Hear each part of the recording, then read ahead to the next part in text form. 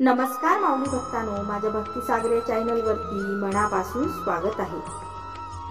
अनंत हे रूप अनंत ही माया, अनंत हे रूप अनंत ही माया, माझ्या मनी विसावला हा शेगावीचा स्वामी राया, माझ्या मनी विसावला हा शेगावीचा स्वामी राया।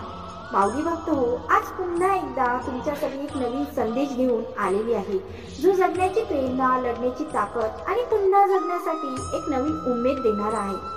तसला फार वेळ न घेता लगेच तुमच्यासाठी माऊली संदेश सांगायला सुरुवात करणार आहे। फक्त तत्पूर्वी एक छोटंसं काम तुम्हाला करायचं आहे।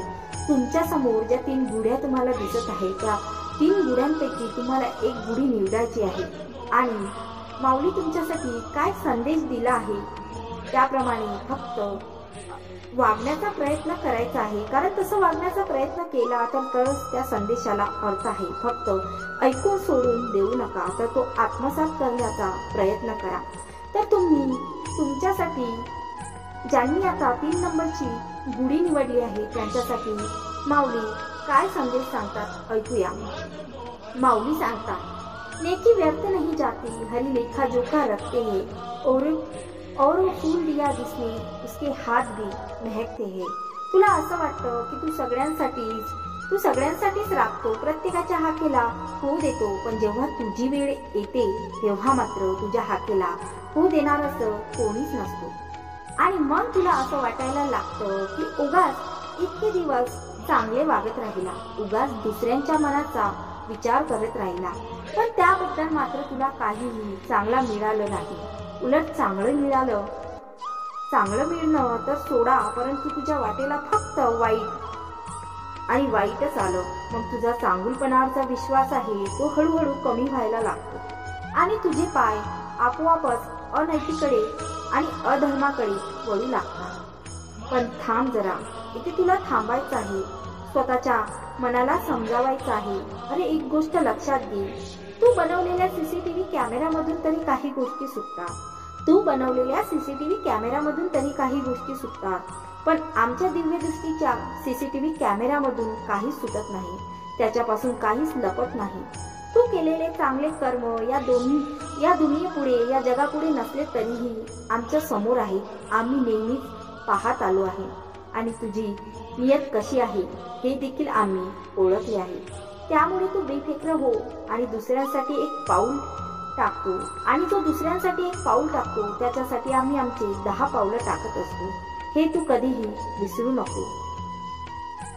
हे जग तुझ्या सोबत नाही म्हणून तू घाबरू नको, तू निराश होऊ नकोस। अरे जसं फूल प्रत्येकाला सुगंध देतो, तू देखील प्रत्येकाच्या आयुष्यात फक्त आनंद देण्याचा प्रयत्न कर। मग जसा फूल सुगंध देण्याचे काम करतो, असं जर तुमचे चांगले कर्म करण्याचं काम केलं तर नक्कीच त्या फुलाप्रमाणे तो सुगंध नेहमी तुझ्या आयुष्यात दरवळत राहील। हे बघण्याचं काम आम्ही करू, तू घाबरू नकोस, आमचा आशीर्वाद तुझ्या पाठीशी सदैव आहे। आता ज्यांनी 1 नंबरची गुढी निवडली त्यांच्यासाठी माऊली काय सांगतात ते ऐकूया। माऊली सांगतात, वेळ वाईट चालू असेल तर थोडं वाट पाहणं गरजेचं असतं। आपल्या आयुष्यात जर वेळ वाईट आली आहे तर ती जाण्यासाठी थोडं थांबा।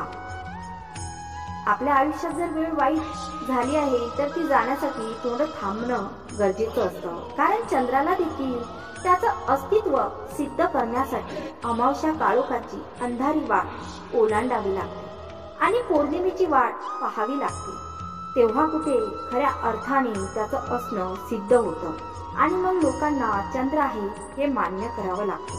तसंच तुझं अस्तित्व आहे हे मान्य कर, पण ते सिद्ध करण्यासाठी तुला देखील वाट पाहावी लागणार आहे, हे विसरू नको। कधी कधी प्रत्येक माणूस ज्याच्या त्याच्या जागेवर योग्य असू शकतो, योग्य असते ती परिस्थिती आणि परिस्थितीमुळे बदललेली ती मनस्थिती, आणि म्हणूनच तुझी मनस्थिती कधीही ढासळू देऊ नकोस। तुझी मनस्थिती सुरू ठेव, त्याला योग्य ते खत पाणी घालण्याचा प्रयत्न कर, आणि हो तसं खत पाणी तू भरणार आहे तेच तुझ्या मनामध्ये उगवणार आहे, हे लक्षात ठेव। सकारात्मकतेचं खत घाल, सकारात्मकतेचं बीज रुजले नाही तर एकदा की नकारात्मकतेने स्थान मिळवलं तर ती त्या गवताप्रमाणे झपाट्याने वाढत जाते की त्याला छाटणं आरोग्याबाहेर होऊन जाते. म्हणूनच वेळीच सावध हो, वेळीच योग्य तिची निवड कर. मन शांत राहण्यासाठी आमचं नामस्मरण कर. आमचं नामस्मरण घेतल्यावर तुला आपोआप मन शांती लाभणार आहे आणि जीवन तुझ्या सुखात आणि समाधानात जाणार आहे. अरे सुख म्हणजे नेमकं काय असतं हे तुम्ही शोधत राहता. परंतु सुख सर्व शब्द पण आयुष्यभर धावायला लावून आयुष्य देऊन टाकतो. दुःख हा वेदनादायक शब्द पण आयुष्याच्या प्रत्येक वळणावर जगायचं कसं याचं मार्गदर्शन मात्र करत असतो.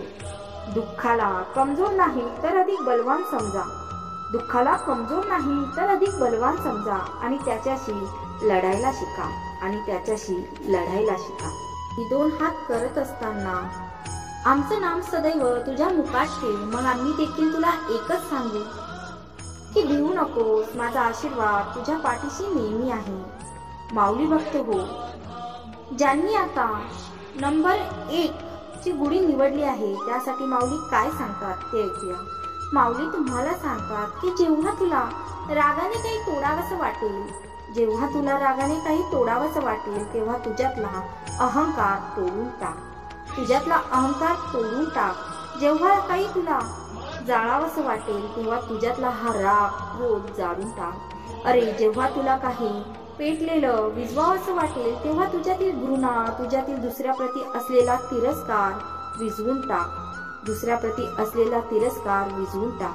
जेव्हा तुला कोणाला मारण्याची इच्छा होईल तेव्हा तुझ्यातील अवाजवी वाढणाऱ्या इच्छेला मारून टाक. आणि जेव्हा तुला शुद्ध निर्माण प्रेम करावंसं वाटेल तेव्हा मात्र तू आमच्याकडे बघ आणि आमच्यावर प्रेम करायला लाग. मग त्या पद्धतीने जर जगशील तू आणि मी एक होऊन जाऊ. कारण तू शब्द आहे तर मी त्या शब्दाचा अर्थ आहे. तू शब्द आहे तर मी त्या शब्दाचा अर्थ आहे. आणि तुझ्या विना मी आणि माझ्या विना तू देखील व्यर्थ आहे. जेव्हा सगळे दरवाजे बंद होतील तेव्हा माझा दरवाजा सदैव तुझ्यासाठी उघडा असेल हे विसरू नकोस. तू माझ्याकडे आला आणि मला म्हणाला की मी अपराधी आहे तर मी क्षमा करेल. तू चिंतित असशील तर मी सांभाळून घेईल. तू एकटा असशील तर मी सोबत असेल. आणि जेव्हा तू उदास असेल तेव्हा मी सदैव तुझ्या आसपास असेल. कारण मी जर तुझा विश्वास आहे तर तू माझा श्वास आहे.